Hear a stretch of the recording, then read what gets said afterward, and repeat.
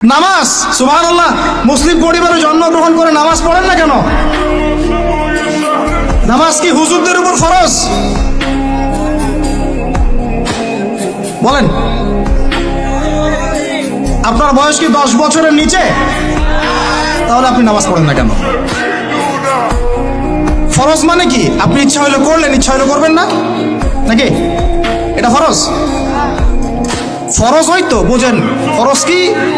ওই যে প্রত্যেক রাতে যে মেয়ের সাথে খষ্টি নষ্টি না করলে আপনার ঘুম হয় না, ওইটা হচ্ছে ফরজ।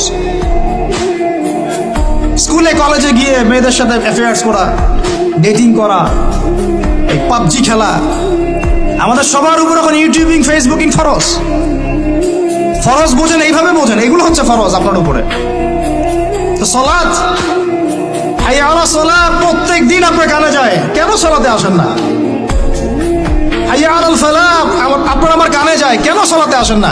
কখন সালাতে আসবেন? ছোট ভাইরা কখন সালাতে আসবেন? যখন আপনার বয়স হবে 50, ওই সময় এসে প্রথম কাতারে চেয়ার নিয়ে দৌড়দৌড়ি করবেন। আমরা যখন মসজিদে যাই, প্রথম কাতারগুলোতে প্রথম 2টা কাতার থাকে বয়স্করা, বৃদ্ধরা, যুবকরা নাই। আর ওই সময় চেয়ার নিয়ে মারামারি, কারণ এখন তো সেজদা দেওয়ার মতো শরীরের ক্ষমতা নাই। আর কে আগে চেয়ার দখল করতে পারে, ওই হচ্ছে প্রতিযোগিতা। তো